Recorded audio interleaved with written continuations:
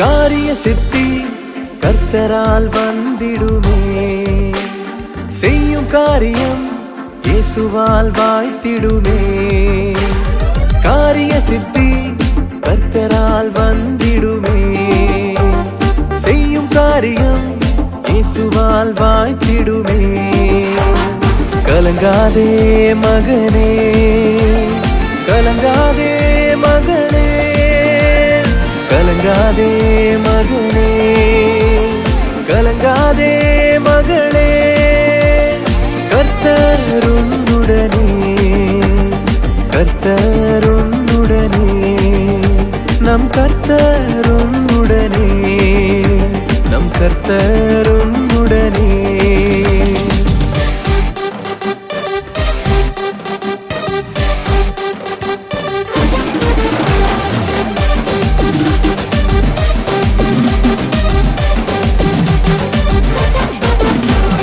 கர்த்தரின் பாதத்தில் எப்போதும் இருந்தால் காரியம் வாய்த்திடுமே.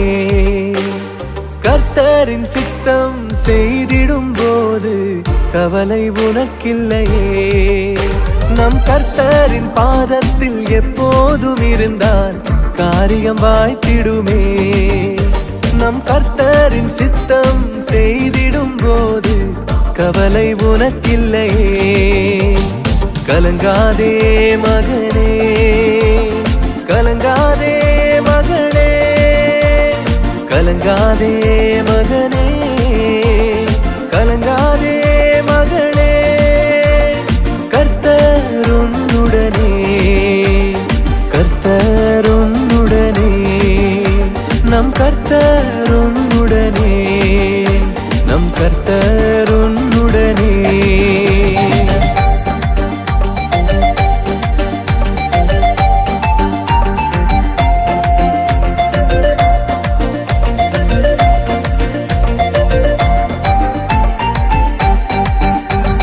கர்த்தரை அனுதினம் தேடிடும் போது காரியம் வாய்த்திடுமே. நன்மைகள் எதுவும் குறைவுபடாமல் நன்றாய் நடத்திடுவார். கர்த்தரை அனுதினம் தேடிடும் போது காரியம் வாய்த்திடுமே. நன்மைகள் எதுவும் குறைவுபடாமல் நன்றாய் நடத்திடுவார். கலங்காதே மகனே, கலங்காதே மகளே, கலங்காதே மகனே, கலங்காதே மகளே.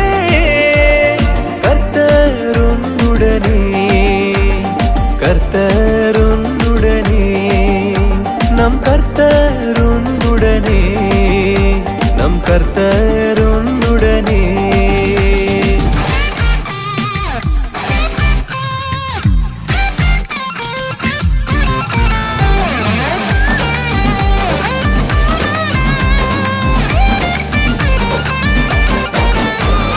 கர்த்தரின் ஊழியம் செய்திடும் போது காரியம் வாய்த்திடுமே. ஆவலாய் அவரின் சேவைகள் செய்தால் ஆனந்தம் ஆனந்தமே. கர்த்தரின் ஊழியம் செய்திடும் போது காரியம் வாய்த்திடுமே. ஆவலாய் அவரின் சேவைகள் செய்தால் ஆனந்தம் ஆனந்தமே. கலங்காதே மகனே, கலங்காதே மகளே, கலங்காதே மகனே, கலங்காதே மகளே. கர்த்தர் உன்னுடனே, கர்த்தர் உன்னுடனே, நம் தூய ஆவியின் கிரியேக ஆசீர்வாதம் நம் அனைவரையும் பாதுகாத்து வழிநடத்துவாராக. ஆமென். இன்றைய நாளின் பரிசுத்த யோவானின் சிந்தனைக்காக கொடுக்கப்பட்டிருக்கிற திருவார்த்தை உபாகமம் 18ஆம் அதிகாரம் 3-4 வசனங்கள். ஜனங்கள் மாட்டையாவது ஆட்டையாவது பலியிடும்போது ஆசாரியனுக்கு பாகமாக முன்தொடையையும் இறைப்பையும் கொடுக்க வேண்டும், அவர்கள் கொடுக்க வேண்டும். தானியம், திராட்சை ரசம், எண்ணெய், ஆட்டு மயிர் ஆகிய இவைகளின் முதற்பலனை ஆசாரியனுக்கு கொடுக்க வேண்டும். கொடுத்தல் என்பது கிறிஸ்தவ வாழ்வினுடைய அடிப்படை தன்மை. அடித்தளமே கொடுத்தல். இயேசுவானவர் எப்படி உலகத்துக்காக தன்னை கொடுத்தாரோ, தன் உடலை கடலையும் உதிரத்தை கொடுத்தாரோ, அவ்விதமாக கிறிஸ்துவர்களாகிய நீங்களும் நானும் உடலையும் உதிரத்தையும் கண்டிப்பாக கொடுக்க வேண்டியவர்கள். இன்றைக்கு அநேகர் என்ன செய்கிறார்கள்? கொடுப்பது என்பது ஏதோ தனக்கு பெருமைக்குரிய காரியம் என்று சொல்கிறார். அந்த கொடுக்கின்ற அந்த பொருளுக்கு சற்றுமே தகுதியற்றவர்கள் இன்றைக்கு என்பதை நாம் உணர வேண்டும். கொடுக்கிற அளவுக்கு கடவுள் நம்மை வைத்திருக்கிறார். ஆகவே ஆண்டவருக்கு நன்றி செலுத்தி நாம் கொடுக்க வேண்டும். கொடுக்கின்ற இடத்திலே கடவுள் நம்மை உயர்த்தி இருக்கிறார். ஆகவே நாம் கடவுளுக்கு நன்றி செலுத்த வேண்டும். இன்றைக்கு அநேகர் ஆசாரியன் செய்ய வேண்டிய பணியை ஆசாரியனுக்கு கொடுக்க வேண்டிய ஊதியத்தை, ஊழியத்தை, காணிக்கையை அநேகரிடம் சொல்லி, இவர்கள் வருகிறார்கள், நீ காணிக்கை கொடுக்காதே, இவர்கள் வருகிறார்கள், இவர்களுக்கு உதவி செய்யாதே, எதுவும் வழங்காதே என்று தவறான வழியிலே மக்களுக்கு போதனை கொடுக்கிற நண்பர்களை, கிறிஸ்தவர்களை இன்றைக்கு பார்க்கிறோம். பல ஆண்டுகளுக்கு முன்பாக ஜமைக்கா என்ற நகரத்தில் உள்ள ஒரு பள்ளிக்கு விளையாட்டு மைதானம் அமைத்து கொடுக்க ஒரு வாலிப குழுவினர் தங்களை தானே யோசித்து தன்னுடைய உதவிகள் எல்லாம், பொருட்களை எல்லாம் சேகரித்து அவர்கள் அனைவரும் செல்வதற்காக புறப்படுகிறார்கள். புறப்பட்டு போகிற நேரத்தில் திடீரென்று ஒரு வாலிபர் பெண்ணொருத்தி முன்பாக வந்து, சகோதரனே, நீ எங்கள் வீட்டுக்கு வந்து உணவருந்தி விட்டு செல்ல வேண்டும் என்று சொன்ன உடனே உணவருந்துவதற்கு வீடுகளுக்கு அழைத்து செல்கிறார். ஐயோ, இந்த பெண் எவ்வளவு விசேஷமானவள், எவ்வளவு அழகானவள் என்று சொல்லி, இதனால் என்னுடைய பயணத்தை நான் தள்ளி போட்டு விடுவேனே என்று சொல்லி அந்த வாலிபன் மனதில் யோசித்தவனாக சற்று பயத்தோடு அந்த பெண்ணினுடைய வீட்டுக்கு செல்கிறார். அந்த பெண், தாயானவள், இந்த வாலிபன் மூவரும் அமர்ந்து உணவு உண்கிறார்கள். சாப்பிடும் பொழுதுதான் அவர் சொல்கிறார், நான் இந்த பிள்ளை எவ்வளவு விசேஷமான மனுஷி என்பதை நான் உணர்ந்தேன். தன்னுடைய முழு சேமிப்பையும் கார் வாங்குவதற்காக வைத்திருந்த அந்த பெண், இந்த தொகையை நான் இந்த பள்ளியினுடைய விளையாட்டு மைதானம் அமைப்பதற்கு கொடுக்கிறேன். 5 நாட்களாக நான் செபித்தேன். நீங்கள் ஆலயத்தில் சொல்லும்போதெல்லாம் ஆண்டவர் சொன்னார், அத்துணை காணிக்கையும் நீ கொடுத்து விடு, உனக்கு நான் காரை தருவேன் என்று சொன்னார். அன்பான இறை மக்களே, இன்றைக்கும் கூட கடந்த சில இரவுகளாக செபித்து அந்த பணத்தை கொடுத்து விடச் சொல்வதாக நான் உணர்ந்தேன். நான் எவ்வளவு தேவனுக்கு கொடுக்க வேண்டும், நம்மை கொடுக்க வேண்டும் என்பதனுடைய அழகான ஒரு சிறிய சம்பவம்.